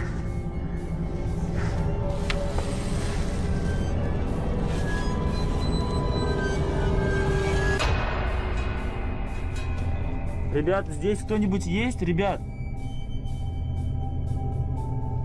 Later, while going through the footage, Nick notices something he hadn't seen in the moment. Two glowing eyes staring out from the darkness behind him. It's unclear whether they belong to an animal, a trick of the light, or something else entirely. The clips are unsettling, but don't offer any clear answers. That night, he captured strange moments on camera, but it's hard to tell if they point to something unexplained or just natural coincidences in a dark, echoing cave. And those glowing eyes, were they really watching him, or just reflective stones catching his flashlight at the right angle? What began as a routine exploration quickly turned into one of Bear's most unnerving experiences. This time, he ventured into a notoriously haunted forest, infamous for Bigfoot sightings and eerie creatures locals call crawlers. Tension was already high, as another explorer had recently reported a terrifying encounter involving both crawlers and armed men. Even before entering, Bear felt unwell, physically drained, emotionally taxed from a visit to a nearby cemetery, with chest tightness, a headache, and creeping anxiety. Still, determination pushed him forward into the misty woods, where the forest seemed to close in. His headache worsened, his stomach twisted, and each step away from his truck intensified the sense of dread, as if the forest itself was aware of his presence. Lots of different water sources out here.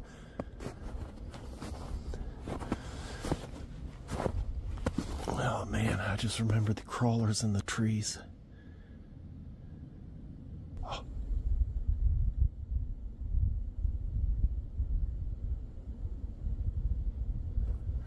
Something was just moving over there. Over there. I gotta pull my hat up. Something's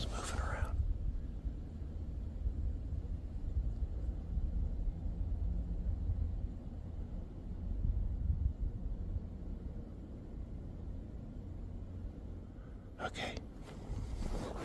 Let's go to the bottom of the creek bed here and hang out here for a minute.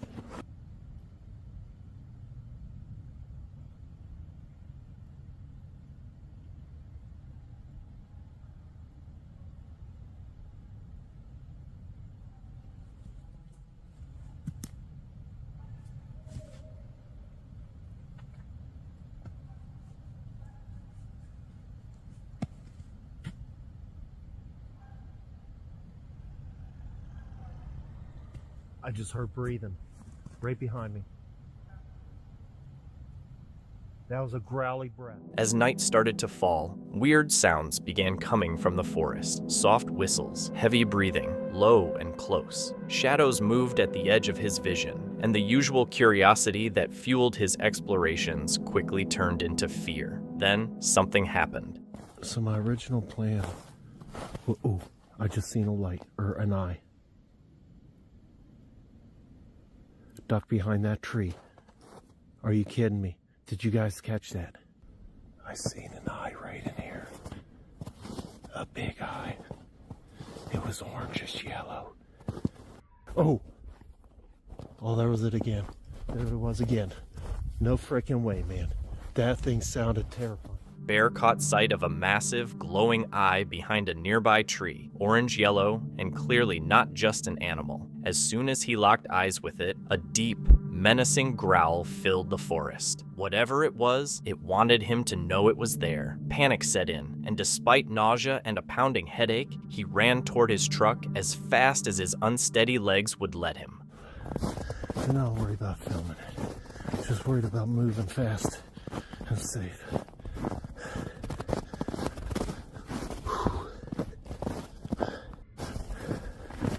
My head is really hurting me. Ow.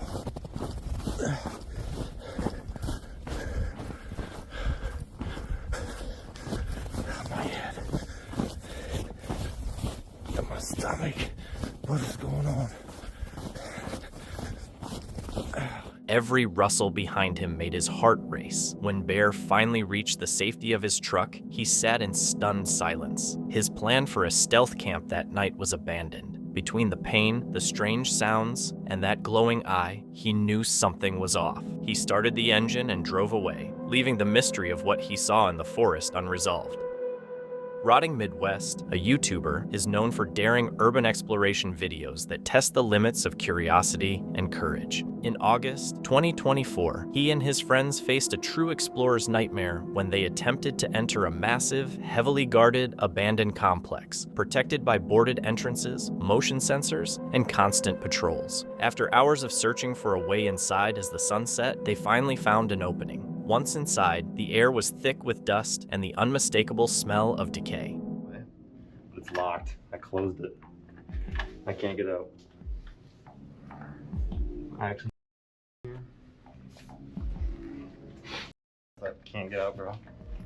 Close the door. There's a camera up there. I moved it.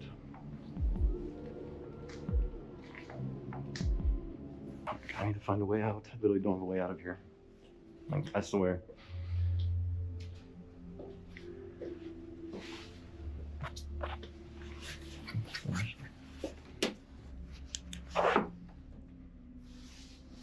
Every step echoed through the empty corridors, flashlights slicing through the thick darkness. Rotting Midwest moved cautiously, looking for a path his friends could follow inside, and just as importantly, a safe route out in case anything went wrong. The fire escape here, but I want to go through these alarms. This is like last resort. It says alarms were found. So, don't think that's probably a good idea.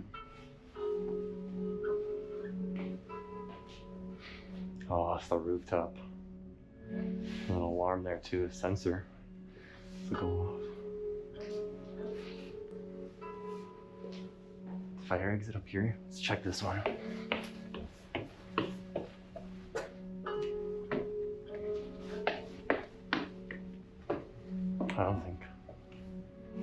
I think these alarms. Oh my god. These alarms go off We have to leave. That's the end of it. 3, 2, 1. Oh my god. It's open. It's open. I gotta call my friends. Yeah, I got a way open, dude. We can all go in it. Where is it? Give me a second. How are the cameras? Like, I haven't seen any. There was only one camera when first coming in, but I already moved it. I think it was better.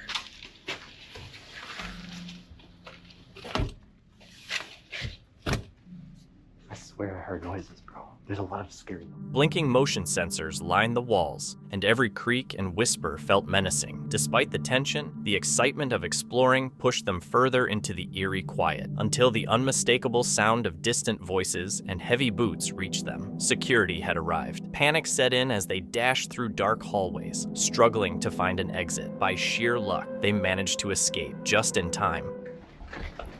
We gotta get out of here. I'm security. Well, we're parked, we think, so. Bye-bye.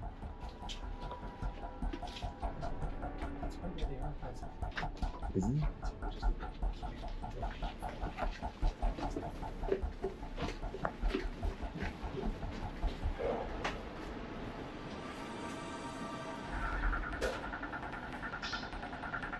A few days later, drawn back despite the danger, they returned. This time, their original escape route was blocked. Determined, they kept searching until they found another way in, but luck was not on their side. Guys, I just opened it up.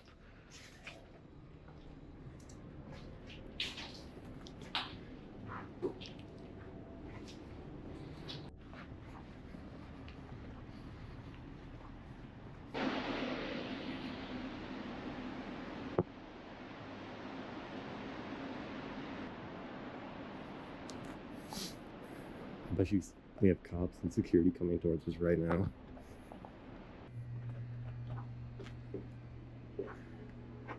Oh, that's so cool.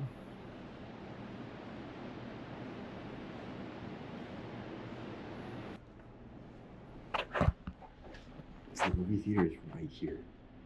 Like an active theater. Yes, they're probably right behind this.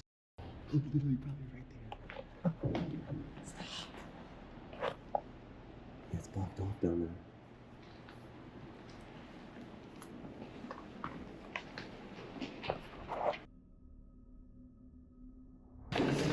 There's a cop?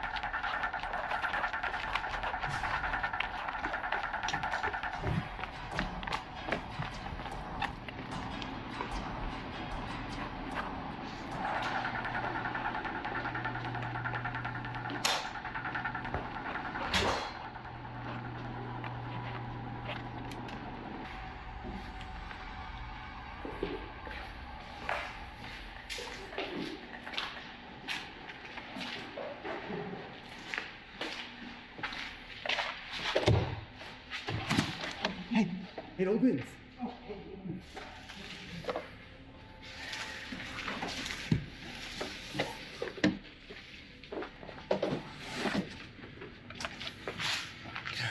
We gotta go.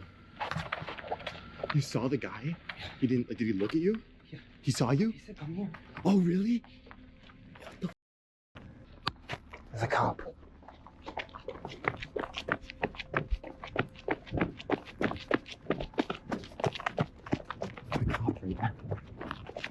There's a cop.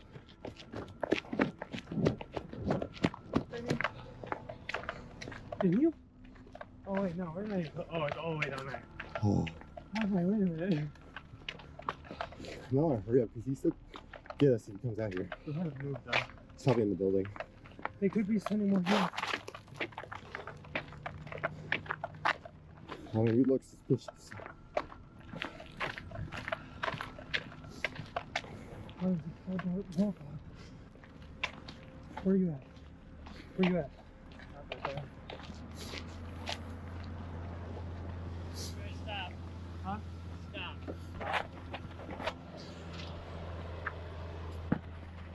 I'm out with 3 of them.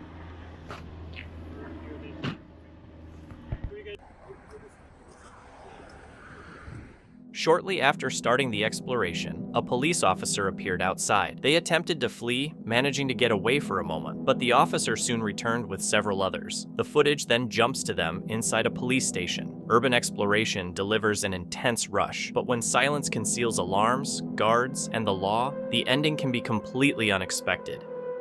Vanessa Blank from Wild Woman Bushcraft is usually all about cozy solo camping, campfire dinners, and building little shelters in the woods. Her channel feels like a calm getaway, except for the video she dropped on November 13, 2023. That one was a whole different energy. It showed her dealing with something genuinely creepy, probably the scariest thing she's ever run into while filming alone. The day had started totally normal. She was just back at her hidden forest camp, finishing a few small projects like fixing up a table and straightening her outdoor kitchen setup.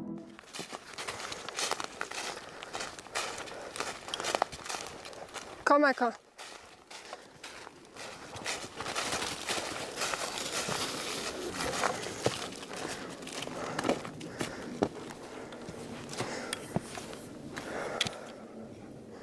Ich weiß echt nicht, was ich sagen soll. Ich kann nicht was sein. Weißt du, das ist Vanessa. Na, deswegen nicht. Ich bin gerade an meinem... Nein, das ist pfui. So there is a notification with my name on it. Mrs. Blank, learned nothing. Short trousers, and then something I can't read.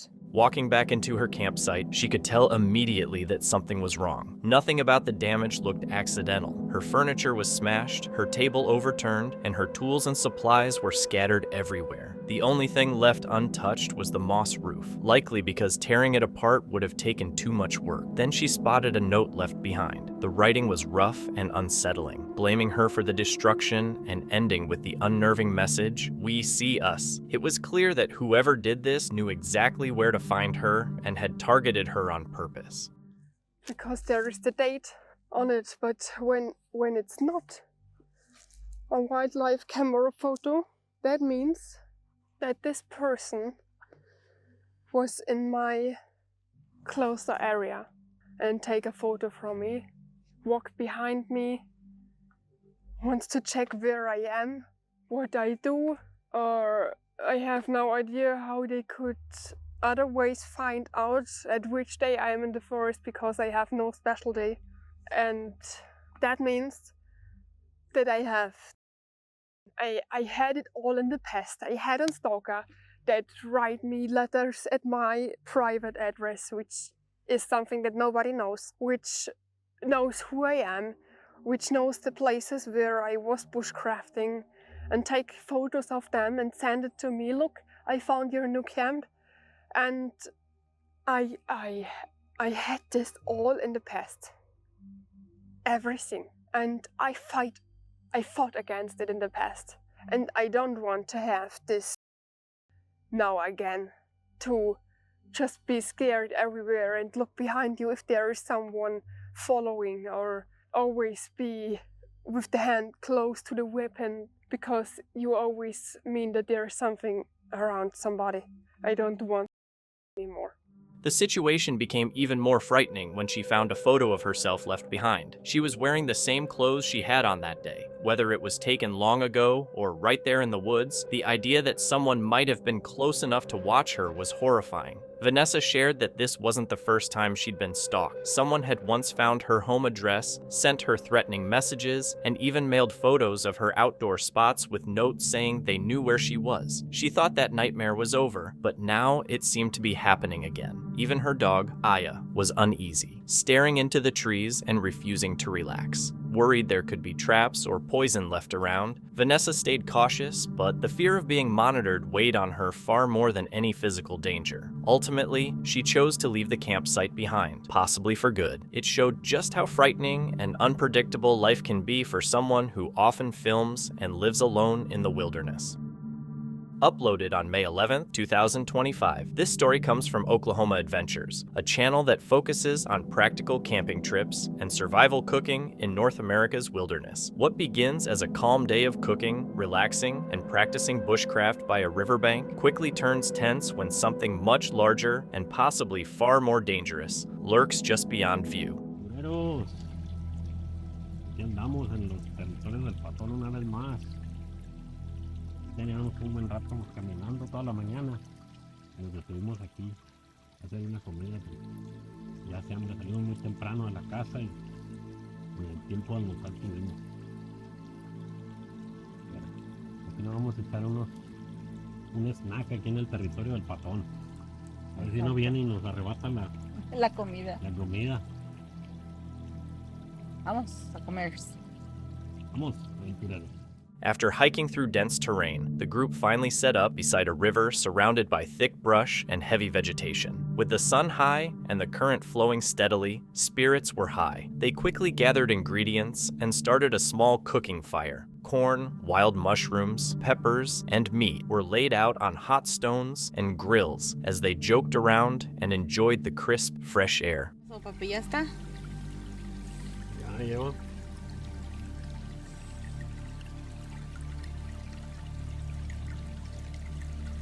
Sí, porque ya roja la tripa.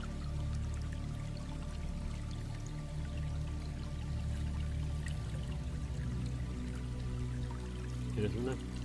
Sí.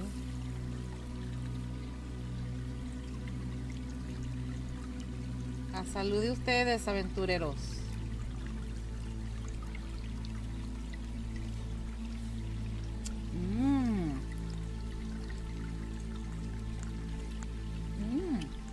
As the smell of food roasting over the fire filled the camp, the crew started to notice something strange. The birds, usually noisy and active, were completely quiet. But it wasn't just the silence, it was the feeling in the air. One crew member spotted a group of big birds flying in circles above. That usually meant something dead or dangerous was nearby. Then, just past the trees, something huge moved through the woods, out of sight.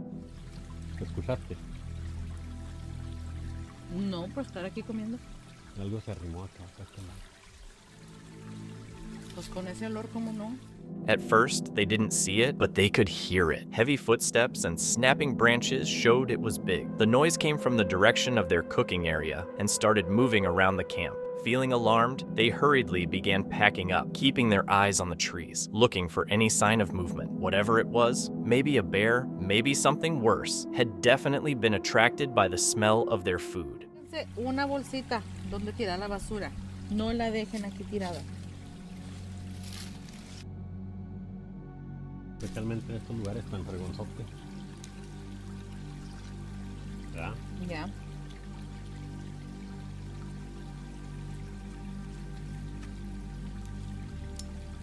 Bueno, yo creo que hay que seguir camino, ¿no? Vámonos.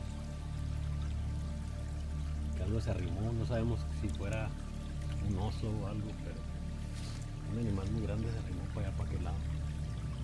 El aroma de la comida. Sabe mucho animalito. Sí.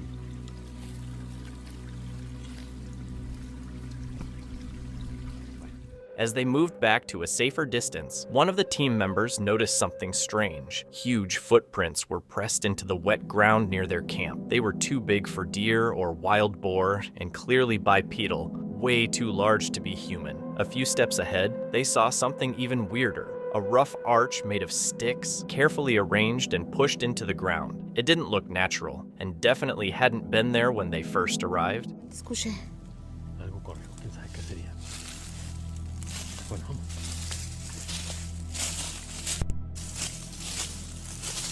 ¿Será un venado o algo? ¿Quién sabe? Vamos.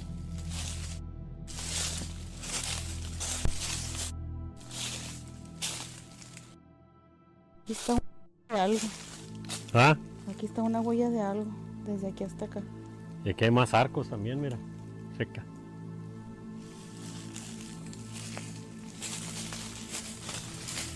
Mira.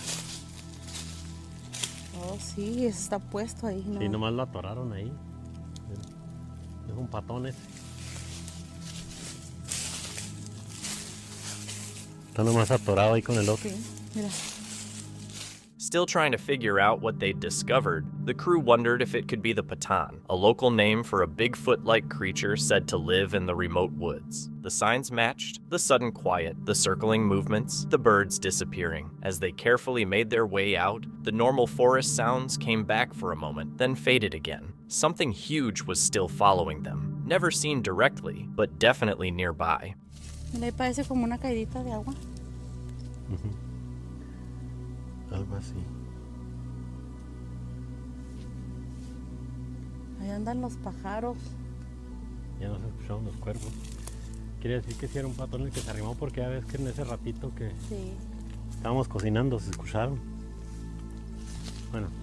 Se escuchaban los pájaros en los árboles.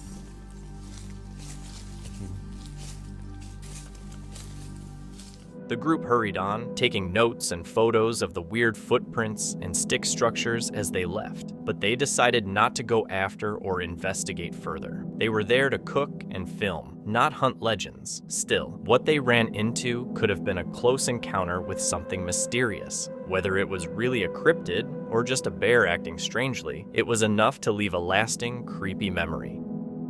Frank, the creator behind Franco TV, is known for exploring places at night that most people avoid. In this episode, he heads to a remote cemetery deep in the woods, hoping to catch signs of paranormal activity. But the night turns out to be far stranger than he expected, full of odd noises, unsettling discoveries, and a creeping feeling that something in the forest is watching him. Even before he reaches the center of the cemetery, the forest sets the mood. Dense trees, a narrow flashlight beam, and a heavy, tense silence that doesn't feel empty but alert, like something unseen already knows he's there. Flashlight. So I have a good look around this place.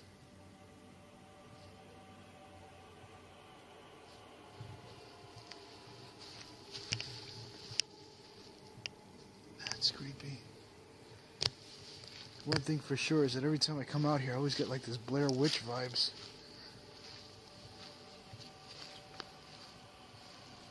The other thing, I'm already hearing something.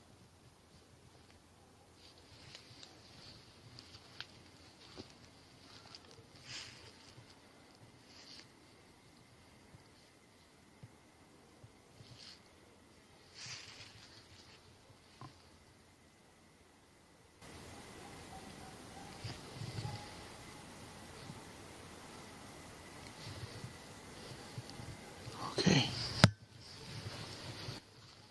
I'm already spooked out going through here.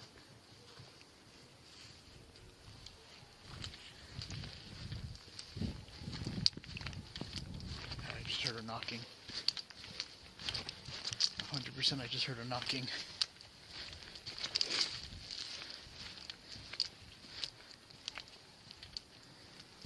Hello?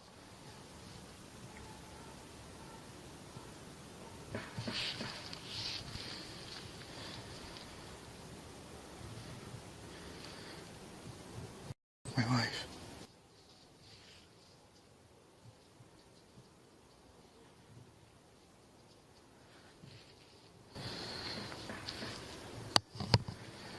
There's a knocking coming from within the forest right now. I heard it right over here. At first, Frank tries to dismiss it. A snapping branch or a bird, the kind of noises that seem ordinary when trying to rationalize the unknown. But the sounds are too heavy, too deliberate, and they keep going. They echo through the trees, beyond the reach of his flashlight. Still, he presses on, hoping that whatever is out there is paranormal, rather than something living. Oh, God. Oh, God. That's somebody's puppy. That's their dog. They're unburied for some reason. Someone unburied somebody's dog. That's his teeth right there. Poor thing. One thing that makes me nervous on going in here is that as soon as you step in, it's like all the trees stop moving, the birds stop moving. All the animals are just watching me as if they're waiting to see what's going to happen, you know? Like if they're watching like another predator getting ready to get me. And that would be like, I'm just thinking of the mountain lion. But I am getting other things that are not mountain lion. So right now, I just heard what sound like branches and something kind of shuffling through the forest. Right in front of me. Damn it. It sounded big too. Listen.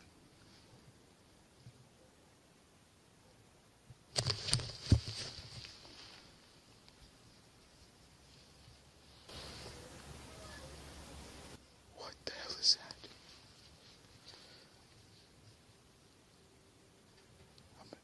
I'm hearing bangs now.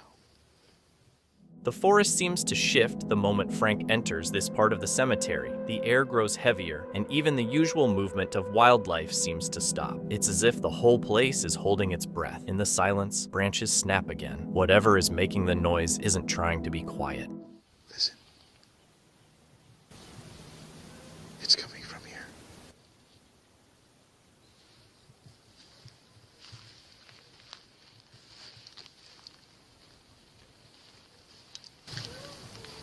Oh, that's creepy.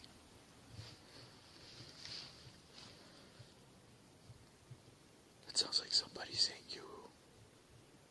The thing is that vegetation is super dense right in front of me, so I can't really see past that area.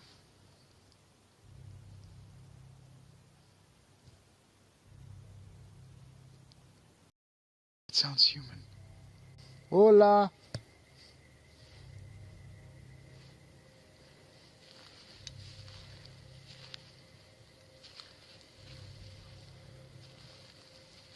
A faint, drawn-out sound rises from the tree line, almost like someone trying to mimic a human voice. Thick vegetation limits visibility to only a few feet, and the noises coming from behind the trees are completely unfamiliar to Frank. Despite this, he doesn't back down. Firm in his resolve, he continues forward, refusing to turn back. Just had to back out of the forest for a second. This happened again with the cameras off. This is all happening like randomly, but I just heard what sounded like a loud sound of a baby crying deep from the forest. I want to see if you guys could hear it. I'm going to keep quiet for a second.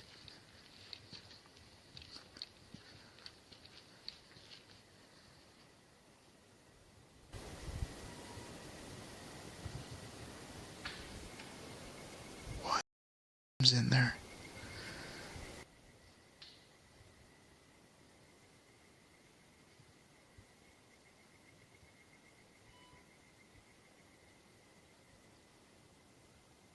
Some definitely's in there. I'm gonna turn on my flashlight.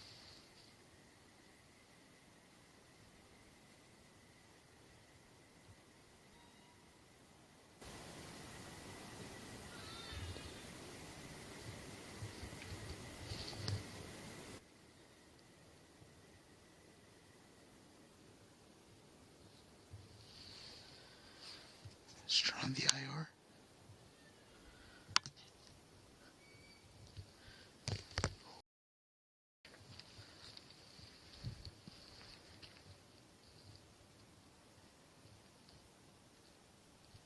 I am literally creeped out to the bone right now.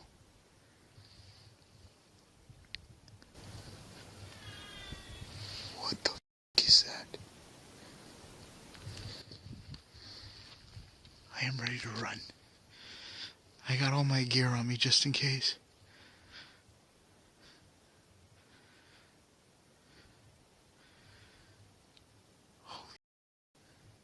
The tension kept building, and the strange noises around him made Frank increasingly uneasy. This wasn't what he had come for. He had set out to investigate the paranormal, not to run into something alive. Figure out what the hell I'm gonna do.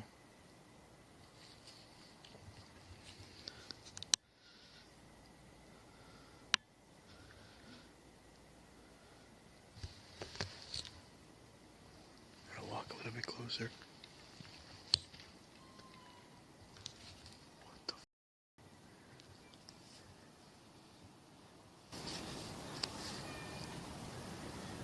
Something's moving in there.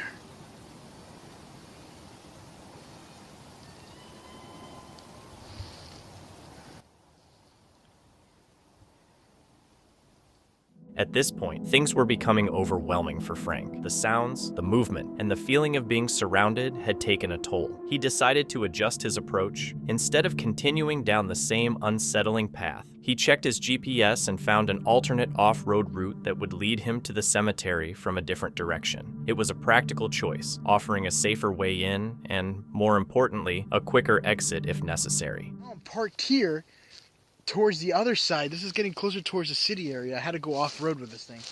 But I found a better route, so that way I'm a little bit more safer, so I could just get the hell out if worst case scenario type of thing. This is the forest right here in front of me. I made it all the way back out. That's one of the entrances that leads you to it.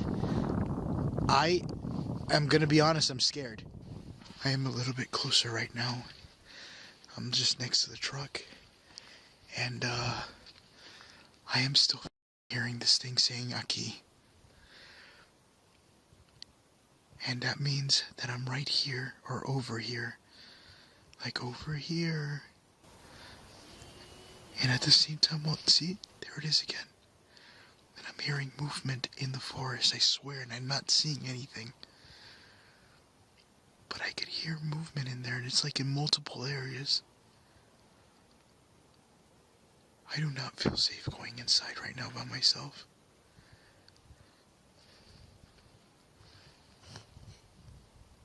Hello? I'm gonna turn on my flashlight.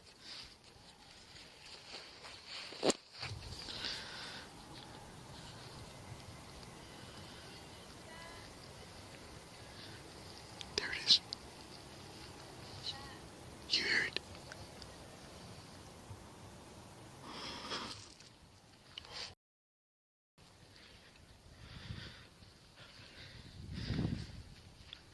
Try to get a little bit closer again, but I can't go inside. I'm like watering up right now for how freaking creepy this is. Even next to his truck, the noises keep going. Short, repeated sounds that seem to move across the forest. Frank scans the tree line carefully, but he sees no one. There's only the sounds and the faint suggestion of something out there. How do you see it? I just heard it over here. I'm gonna zoom out.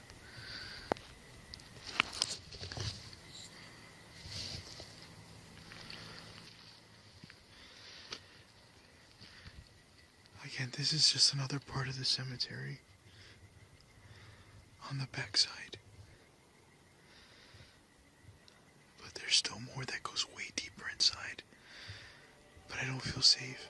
Okay, so I've made it closer towards the front. I am grabbing every bit of energy that I can to do this, because I'm already like kind of freaked out. I wanna finish this.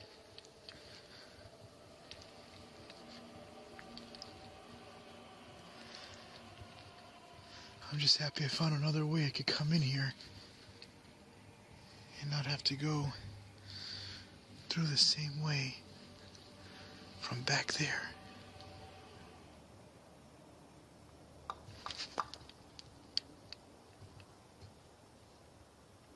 There's the knocking again.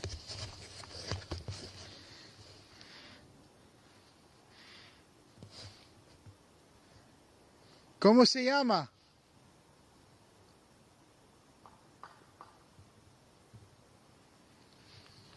Look at that. There's somebody back there. There's people here. All right, at this point now, I am going to go ahead and wrap it up. It's about 4 to 5 in the morning right now. The sun's going to be up soon. And I am I am freaking out. My anxiety levels are through the... What the is that?